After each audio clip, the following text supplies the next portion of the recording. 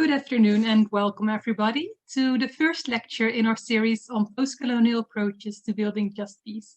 Thank you all for joining. Today we have with us Professor Dr. Fernando Enns and Friederike.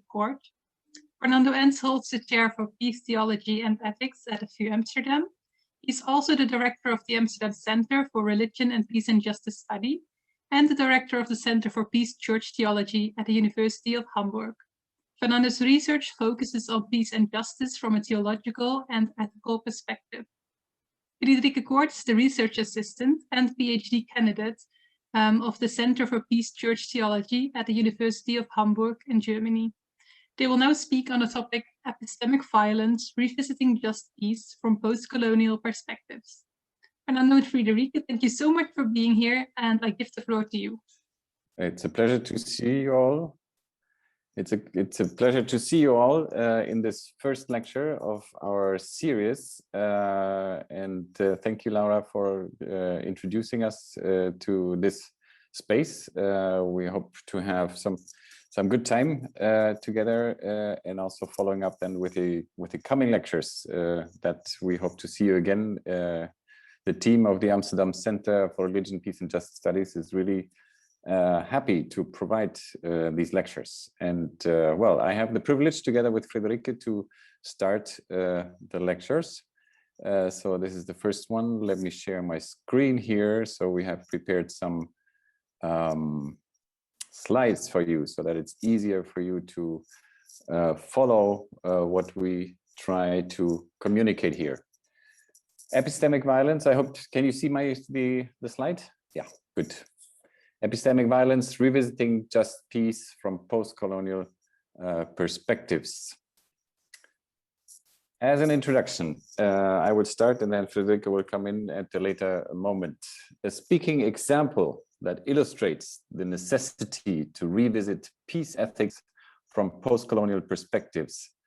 An example that we have chosen from Deutsche Welle News, 27th of March, extending Germany's Afghanistan mission a mistake. The German parliament, the Bundestag, has extended the Bundeswehr's mandate in Afghanistan by another year. So we want to show you this little video that should guide us and lead us into a discussion. Let me see that I can find that. Yes. Yes, questions arising from this example of the mission, how it is called, a military mission. Note the terminology here, the mission to Afghanistan. Considering post-colonial perspectives, whose perspective is guiding the decision-making of the German parliament? Now, if we had more time, we would analyze this video and look at it again with this question in mind. Secondly, considering the ecumenical concept of just peace, well, this is a topic that we have discussed a lot in our research. How are decisions like these to be evaluated? How is the concept of just peace itself to be seen from post-colonial perspectives? So we want to look at that, first of all, in the classical questions that we have with so-called military missions. And secondly, then the just peace concept has been developed as an alternative way to look at it, but yet that has not been explored from a post-colonial perspective. For clarification, we should spend a few words on post-colonial studies in general. What is that? Because we assume that for some of you, this might be a new field or a new topic. So quickly clarify, a lot more could be said, of course, but this shall do for the moment. Anja Lumba, one of the leading voices here, is saying that two major discourses constitute post-colonial studies. First, the history of decolonization. So that is the destruction of dominating concepts such as race, culture, language, class, gender, and more. So that's number one, that's one part. The other part that constitutes post-colonial studies is a change in Western reasoning, the change in the dominant Western reasoning. Questions that are asked in this discourse are, for example, how does language work at all? How is experience articulated? Is that, does that play a role at all in Western reasoning? How is subjectivity constructed? Very important. For our deliberations here in this lecture, two items are of specific, I want to draw your attention to.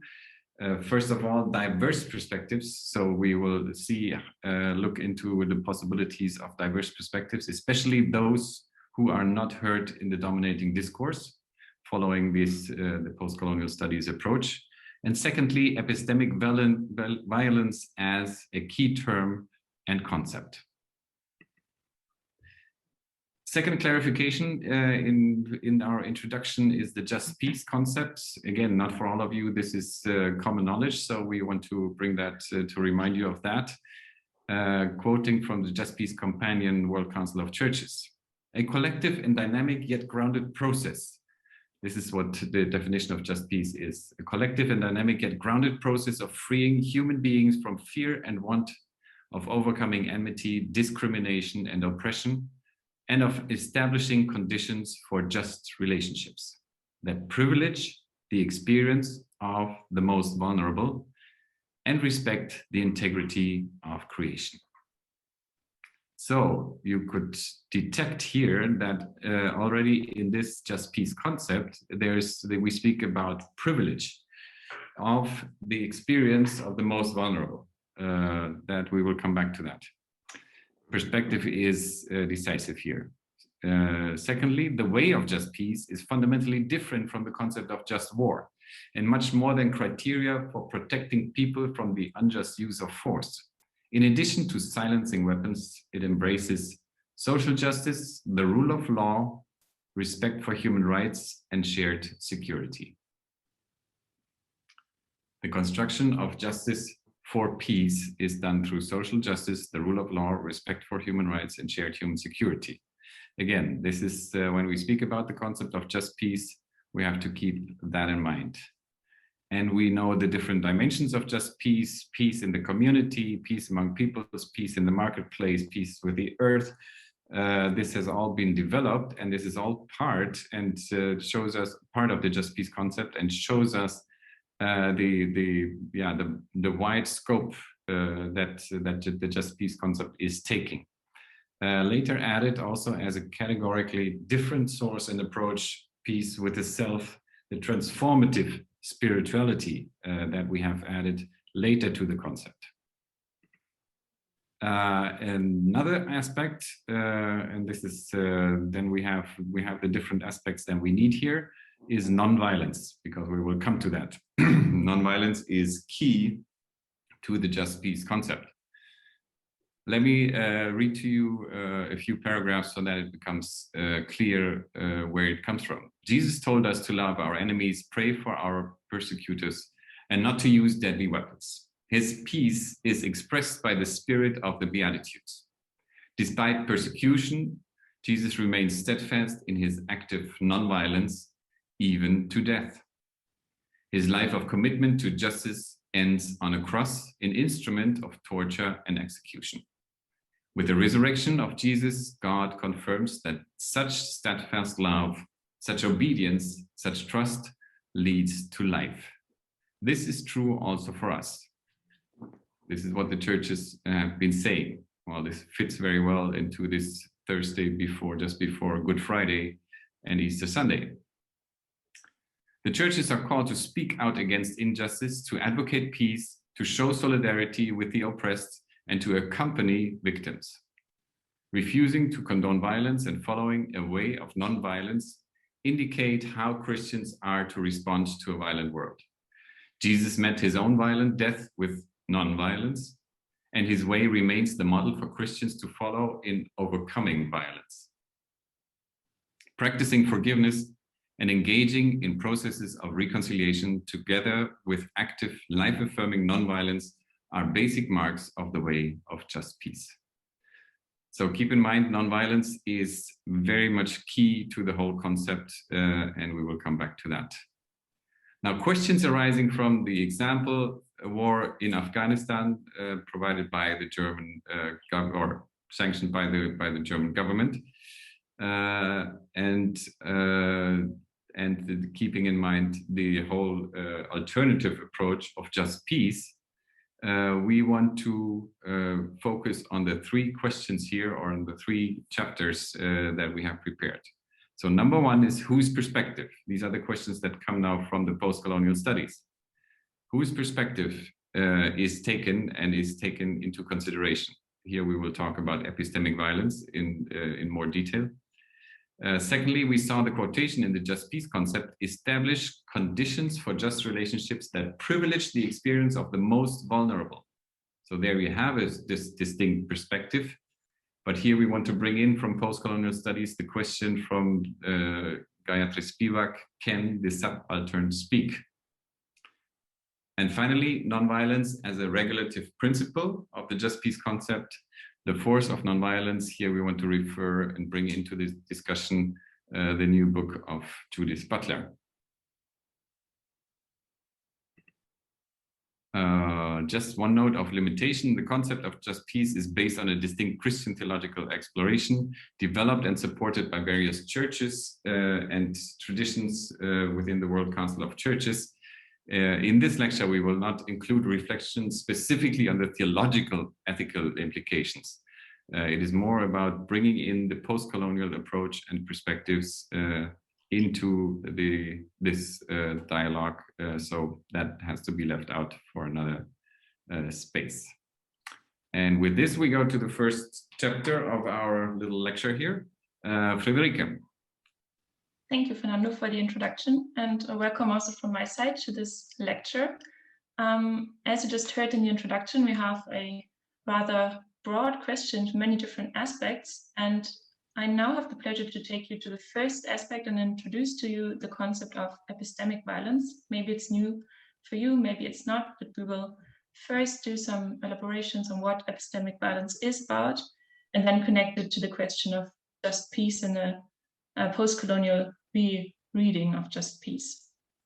So first of all, epistemic violence is a concept of violence that roots in Foucault's thoughts about knowledge and power, and was first further elaborated by Spivak, who we will hear more about in a second.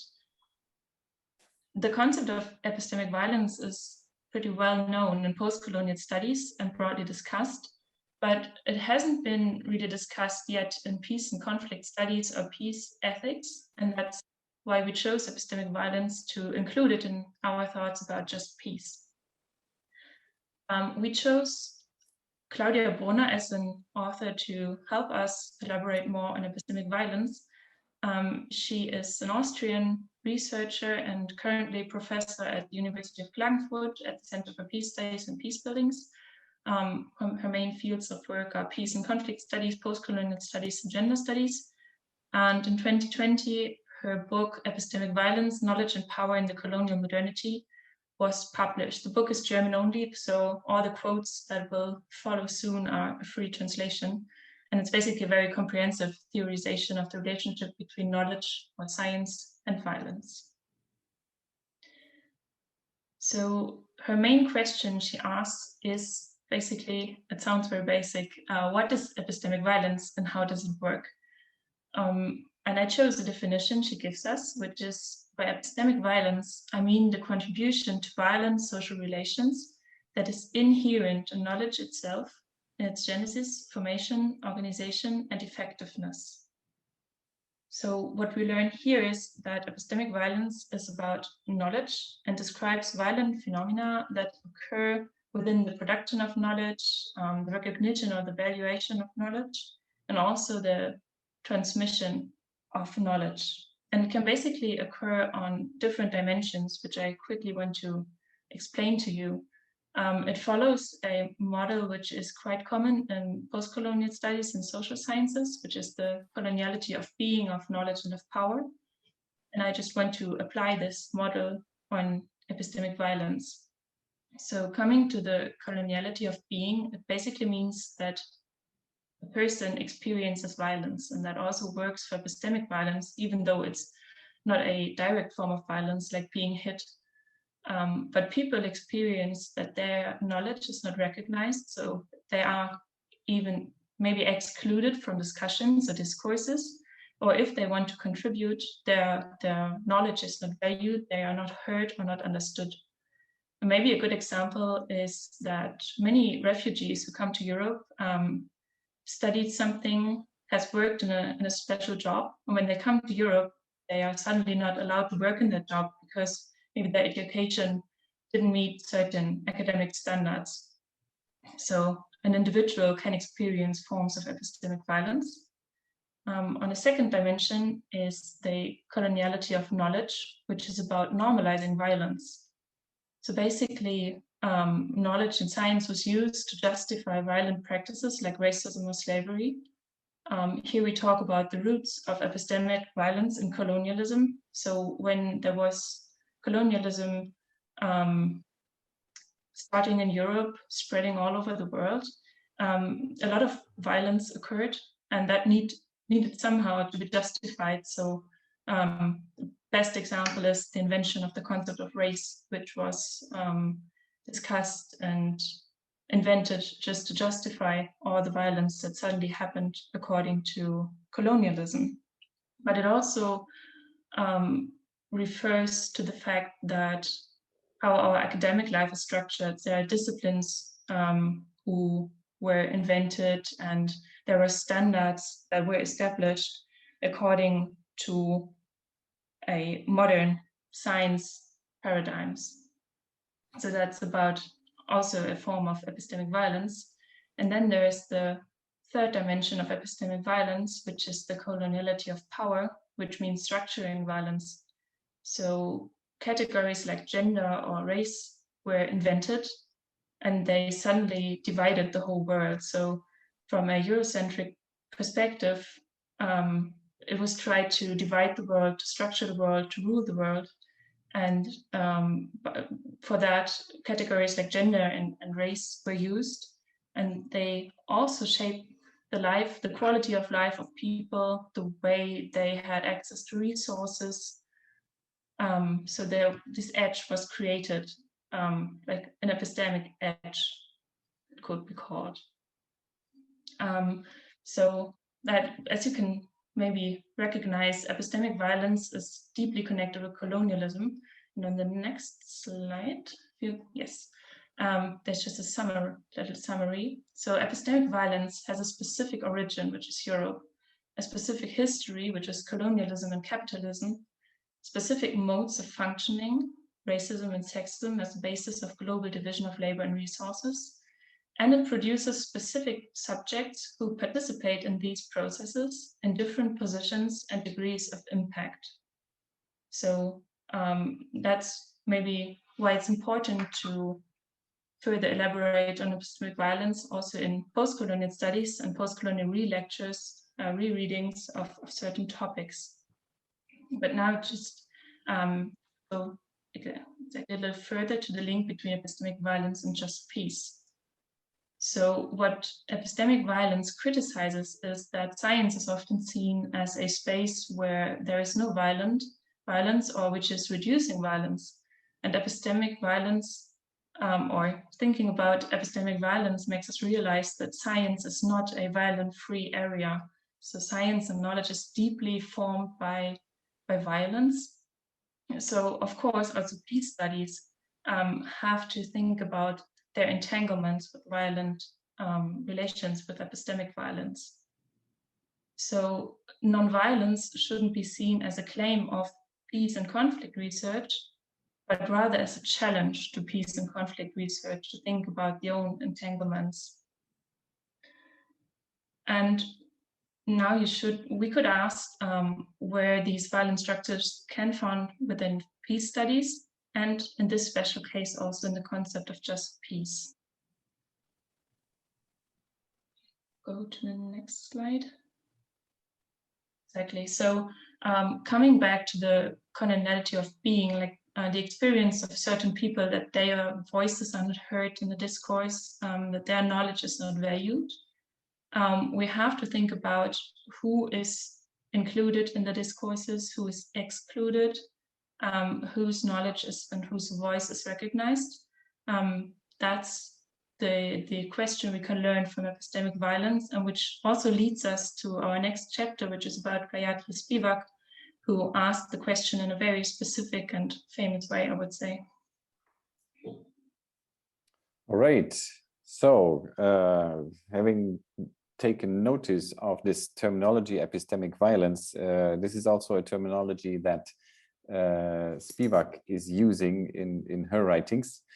Gayatri Spivak was born in 1942 in Kolkata in India. She's one of the co-founders of post-colonial theory. So she's one of the grandmothers, one could say. At this time, university professor in the humanities at Columbia University, New York, at the Department of English and Comparative Literature. Her research interests are 19th and 20th century literature, Marxism, feminism, deconstruction, general French theory, globalization and post-colonial political theory, and critical social theory. That's a lot. We simply list that here in order to show you a little bit of the background where she is coming from. So the Marxist analysis is quite important for her, feminist approaches, and her discussion and criticizing the general French theories is quite important, and how she builds her theories and her approaches. A self-description of Spivak. Let me quote this to you. I was born in India and received my primary, secondary, and university education there, including 2 years of graduate work. My Indian example could thus be seen as a nostalgic investigation of the lost roots of my own identity. Yet, even as I know that one cannot freely enter the thickness of motivations, I would maintain that my chief project is to point out the positivist idealist variety of such nostalgia. I turn to Indian material because, in the absence of advanced disciplinary training, that accident of birth and education has provided me with a sense of the historical canvas, a hold on some of the pertinent languages that are useful tools of a bricoleur, especially when armed with the Marxist skepticism of concrete experience as the final arbiter and a critique of disciplinary formations. Yet the Indian case cannot be taken as representative of all countries, nations, cultures, and the like that may be invoked as the other of Europe as self. I've chosen, she's writing quite complicated and sophisticated. I must say, sometimes I always have to read her twice or even 3 times in order to really understand. So what exactly is she saying? This is a good example. There's a lot in this small paragraph that shows you, for example, that how she's turning herself to her Indian roots, but not claiming that she possesses them, and that she is, you know, the example, so to speak. So there's this morning of nostalgia. There is Marxist skepticism involved. There is bricoleur question. So that also that terminology is typical for her in describing what is actually happening here with the post-colonial studies. And all of that is always, you know, put into the question of who is the other, or how is the other constructed, by whom, if Europe is seen as the self. We will learn more about that, and I'm sure you can study that more. Again, it's beautiful to have in the internet quite some resources that we can use for explaining her theory. So this is another 3 minutes video that we want to share with you. Let me quickly find that here. Just give me a second. Okay. I need to stop this, and I will show you a small video that explains very well her theory. I have to do it one more time because the tone. Yes. Here we go. Hi, welcome to the channel. This is a 3-minute theory video where we explain a theoretical concept in around 3 minutes. Today's theory is the concept of the subaltern. The subaltern is a technical term in postcolonial theory for a certain kind of marginalized person. It is a person who fits within the model of the oppressor-oppressed dyad as being so marginalized as to not even have the voice of the oppressed. So, symbolically, we might say that the colonizer is self, the colonized is other, and all of those who are invisible to both self and other are the subaltern. Gayatri Spivak has the most theoretical look at the subaltern, and her work is still the starting text for discussion of the subaltern based on her article, Can the Subaltern Speak? The answer to the title in her essay is no. The subaltern does not have a voice. Indeed, technically, once a subaltern has a voice, they are no longer the subaltern. They become other, merely altern. One example in history is the colonial example. For example, in the British colonization of South Asia or India, those who are othered by both the British and those in the margins are further marginalized towards invisibility. Groups like rural women, the Devadasis or temple dancers, the Hijras or third gender, the scheduled classes or untouchables are pushed further into the margins by colonialism. To varying degrees, the access that people of these groups have to the centers of power are minimal to non-existent. Ray Chow adds to our understanding of the subaltern and the category of the native. She argues that part of the problem of attempting to find the voice of the subaltern is that it may be impossible to really communicate between the subaltern and the rescuer. It may be the case that the very act of recovering the voice of the subaltern can be the act of translating an image that imperialism can make sense of.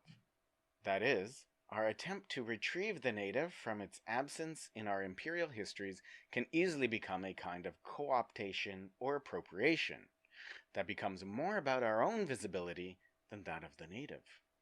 A good example is the romanticization of Indigenous Canadians, who have to carefully show themselves to white Canada only in ways that Canada can hear.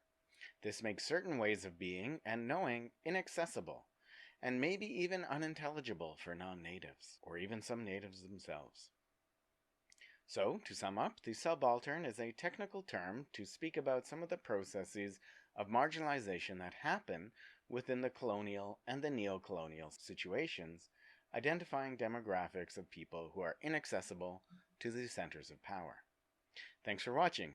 Feel free to subscribe and like. Okay.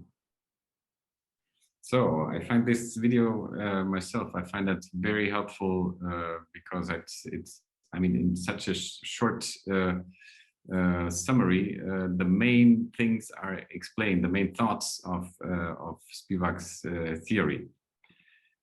Her research question, quoting her again from her famous article, Can the Subaltern Speak? According to Foucault and Deleuze, in the first world, under the standardization and regimentation of socialized capital, though they do not seem to recognize this, the oppressed, if given the chance, and the problem of representation cannot be bypassed here, and on the way to solidarity through alliance, can speak and know their conditions. So this is, she's reading Foucault and Deleuze, and she's saying, well, Foucault and Deleuze, this is the problem, that they think, with all their intelligence and all their brilliance, they think that the oppressed can speak and know their conditions. And now here comes Spivak. We must now confront the following question.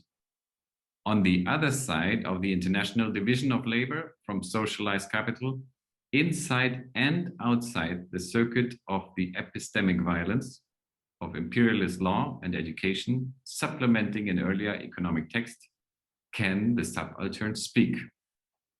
So this is crucial. What Spivak is doing is that, yeah, so often, you know, so many philosophers, theologians, and so on have always, you know, it's always like, you know, the oppressed have to be heard. We have to turn to the oppressed. We have to advocate for the oppressed, and so on and so on. And now here comes Spivak, and she's raising the simple question, well, can not the other, but can the subaltern actually speak? And this is groundbreaking for post-colonial studies, as well as for all our research in general. Spivak's answer to the research question is, first of all, well, speaking here is, of course, a metaphor. Can the subaltern speak? Speaking means a metaphor. Of course, the subaltern can speak, the subaltern can resist, can act, and so on. But the subaltern have no infrastructure to complete their speech act. So no matter what they do, there is no way for them to be heard in the dominant discourse, which Friederike has explained as epistemic violence. The ones in power have no infrastructure to attend to the voices of the subaltern or to listen to the muted voices. So this is her thesis in general. Now, to apply Spivak's theory or her categories to the example of the military mission to Afghanistan, we could say, or we could observe, the mission is decided, controlled, and executed by the colonizing self. So a German parliament or another Western parliament is deciding what if this mission shall be done or not. Secondly, the mission is targeted towards terrorists. We saw that in the video. That's the colonial other. And the colonial other is, of course, Oriental, tribal, uneducated, Muslim, criminal, all summing up into, terrorists labeling. In order to convince the societies in the Western countries, the mission is justified by bringing democracy and human rights to Afghanistan. You've heard, I'm sure most of you have heard that, especially liberating the Afghan women and girls. So one could say, this is my terminology, this is not Spivak, the female colonial other. So the woman is, of course, oppressed, is suffering, the woman is a victim, and so on and so on. By constructing, now this is again Spivak, by constructing the colonial other, the colonizing self is constructed. So we construct the other, we have a certain image of the other, the way we want to see the other. And by doing that, we, of course, construct also ourselves. The advanced, this is we, the advanced, the educated, the civilized, the guardian of human rights and international law, and so on. Now, the question for Spivak is not only if the other can speak for themselves, so that would be deconstructing the other, but going even further, can the subaltern speak? So she's adding yet another category to this, to self and other. She's adding the category of subaltern, and that is quite illuminating, I must say. The subaltern cannot be represented by the colonial self, nor by the colonial other. This is what and then she's elaborating on what representation means and so on. We are not going further into those details. Applying Spivak's theory or categories to the just peace concept, where we saw, it was again reminding you of the quotation, establish conditions for just relationship that privilege the experience of the most vulnerable. Beautiful sentence in the just peace concept. The concept was developed and adopted by the World Council of Churches. That these representatives, experts, theologians, ethicists, church leaders, and so on. So one has to raise the critical question, is that a colonizing self that is constructed here? Secondly, the concept was informed by representatives of grassroots peace movements, especially contributing during the International Ecumenical Peace Convocation, which we organized in 2011. And we were keen to make sure that grassroots representatives would be present and help us develop the concept. Now I ask myself, were we just looking for the colonial other? Did we, leaders, theologians, Westerners, males, whites, did we construct a colonial other here in order to help us to develop a concept so that we, the colonial self, would be constructed in a nice way? These are very critical and foundational questions. Was the experience of the most vulnerable, as we have said in this text, the subaltern, if we would now say these are the subalterns, were they heard at all? And some follow-up questions. What kind of infrastructure is needed so that the subaltern can represent themselves? That is, how can the experience of the most vulnerable, as we said, be privileged, if that is seen as the condition to establish conditions for just relationships? Well, this question, I must admit, has yet to be raised within the World Council of Churches, but also to the whole concept of just peace. Okay, all right, next chapter. I will continue with the third and last four main chapters, which is about nonviolence. So we talked about epistemic violence, we talked about perspective, the self and the other, and now we want to focus on the aspect of nonviolence. And we chose Judith Butler at The Voice to be looked at now. They are an American philosopher and gender theorist, currently teaching at the University of California. And in 1990, the very famous book Gender Trouble was published. We don't want to look at gender studies for now, but rather focus on the book that was published just last year, which is called The Force of Nonviolence, which is about nonviolence and the political struggle for social equality. To connect all the parts together, I just want to give a little interim conclusion. So from Brunner, we learned that if violence is not only somewhere else, someone else, and something else, but also marks an epistemic relation, it follows that epistemic violence also potentially emerges where people struggle to avoid and overcome violence. So we learned that also a concept of just peace has to ask itself about the violent entanglement it lives and works on. And that was the first perspective we've been looking at. And then from Spivak, I just will repeat the question that Fernando just asked a second ago, but what kind of infrastructure is needed so that the subaltern can represent themselves? How can the experience of the most vulnerable be privileged? If that is seen as the condition to establish conditions for just relationships.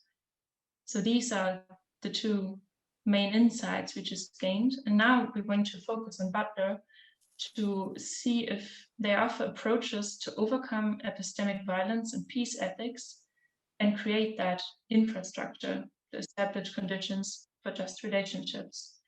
So let's first take a look at what Butler criticizes in, let's say, the typical concepts of nonviolence.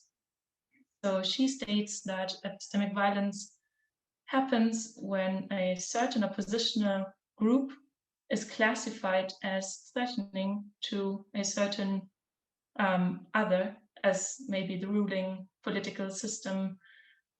You can see that basically in the Black Lives Matter movement, or maybe in the Israel-Palestine conflict. So violence is not an ontological category, but rather something that is always interpreted. So one group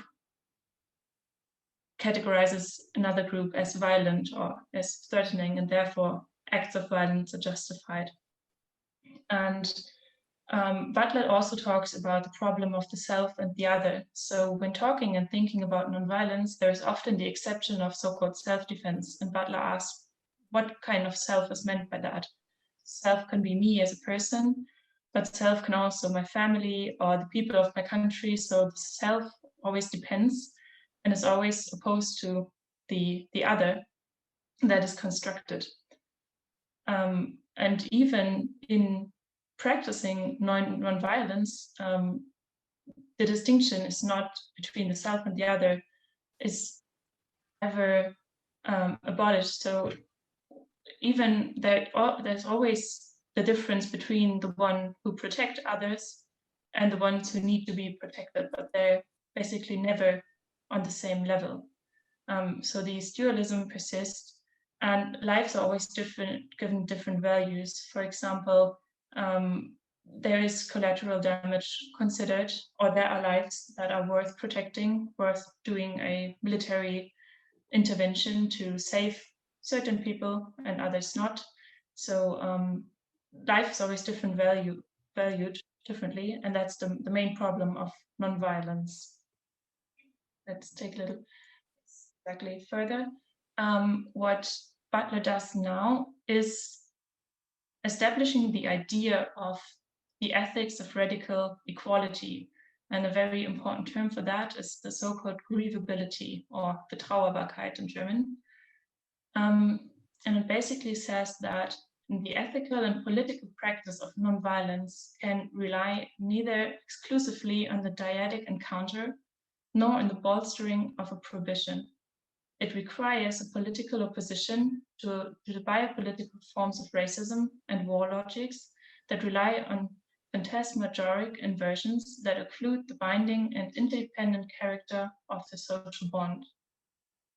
So that also refers to the problem of the self and the other, the dualism that always exists. And it also states that nonviolence is not an individual moral stance, nothing, because there is no such thing as the individual for Butler. A person is never, that individual is always entangled with social relations. And so it's not an individual decision to be nonviolent, but it rather should be a social and political practice that seeks economic, social, and political freedom and equality. Maybe to go a little further, on the term of grievability, which is connected for Butler to have that lives have the same value. So it means that to be grievable is to be interpolated in such a way that you know your life matters, that the loss of your life would matter, that your body is treated as one that should be able to live and thrive, whose precarity should be minimized, and for which provisions for flourishing should be available. Presumption of equal grievability would be not only a conviction or attitude with which another person greets you, but a principle that organizes the social organization of health, food, shelter, employment, sexual life, and civic life, which basically means, coming back to our first chapters, that being grievable and being recognized as a person also means being heard, to participate in discourses, but also to, concerning nonviolence, it means that it shouldn't be a decision of who to defend and who to attack, and because it's a threat to some political system or to a certain group. But if every life would equally be grievable and have the same value, no use of violence should be necessary, because every use of violence would destroy that concept of the equal grievability. I hope that became clear. All right. So we take you to our conclusions from this very, a bit superficial overview into very much more complicated theories, but we hope to stimulate your studies and to invite you to think with us. Number one, considering post-colonial perspectives, coming up back to our questions in the introduction, whose perspective is guiding the political decision-making? Here we consider the epistemic violence, but what Claudia Brunner has written on, picking up the terminology actually from Spivak, but Brunner has now written her whole dissertation on this epistemic violence and taking it further. So that is a leading principle now to say, well, we have to look into the fact that there's epistemic violence involved whenever there's political decision-making taking place, or when a research discourse is taking place at the universities, in the academy, or anywhere else. We have to look out for that distinct form of violence. Secondly, how is the concept of just peace itself to be seen from post-colonial perspectives? the privilege to privilege the experience of the most vulnerable. If that is the goal, if that is a criterion, then we have to consider the question, can the subaltern speak? And B, nonviolence as a regulative principle for just peace. As we had seen here, we considered the force of nonviolence, how Judith Butler is explaining that. And this is a new voice, of course, adding to our knowledge about nonviolence. Whose perspective? Exactly, to sum it up, the question of whose perspective is included in this course in the question of epistemic violence. It is most important that the entanglements of science and colonial modernity must be acknowledged, and the sciences that work on overcoming violence, like peace studies, have to admit that they are not a violence-free space. So rather, it is necessary to ask whose knowledge and whose voices dominate the discourses, and whose voices and knowledge are in turn excluded. So that's something the peace studies and also a concept of just peace has to ask itself. Number 2B, about the experience of the most vulnerable. Well, here I want to just in this concluding part say a word or point to the fact how we have continued our elaborations on the just peace concept, which was actually adopted by the World Council of Churches in Kingston, Jamaica, 2011. We followed up that concept to develop it further with a program that is called Pilgrimage of Justice and Peace. Some of you have heard about that, maybe even written about it. One of the methodologies is pilgrim team visits. And I want to understand, or concluding here also, that is it possible that by using this methodology of pilgrim team visits, going out to local groups, to communities, in order to create an infrastructure so that the subaltern can speak. Is this working? Is this going into the right direction? We have an international reference group of this Pilgrimage of Justice and Peace, a diverse group who has traveled to many places now. Every year there's at least one major visit, but there are also a lot of smaller visits taking place into different regions, spaces, and always visiting, first of all, in small teams, local communities, churches, rural areas, city areas, you name it, in order to listen, if you would want to say so, to the most vulnerable. Listening to local communities at the stations. And what we do here is identifying locally experienced illustrations of global phenomena. So it's not just discussing the global phenomena as such, like climate change, dominance of the economy, and so on and so on. But these are the topics that these local communities are bringing to the table from their experience. And we have identified those four. There are definitely more, as you can imagine. But it's interesting that this provides an agenda actually for this just peace theology. Truth and trauma, always mentioned, land and displacement, gender justice, and racism. Here, what we are trying to do is now picking up these voices and moving on to have or to develop a common theological reflection. So we are actually moving from accompaniment, which is really a rather paternalistic approach, if you think about it, towards an ecumenical theology of companionship. In this concluding part, I want to more or less put this also as a question on the table. Is this what Spivak has in mind when she speaks about creating an infrastructure that would allow this subaltern to speak? And finally, a conclusion on the force of nonviolence. So we learned that nonviolence, according to Butler, is not an individual moral stance, but rather a collective social practice, which is a constant struggle against violence, against unjust living conditions. So a constant collective struggle to achieve equality and the same valuation of all lives, the same grievability. Because as long as every life is not equally grievable, violence cannot be overcome.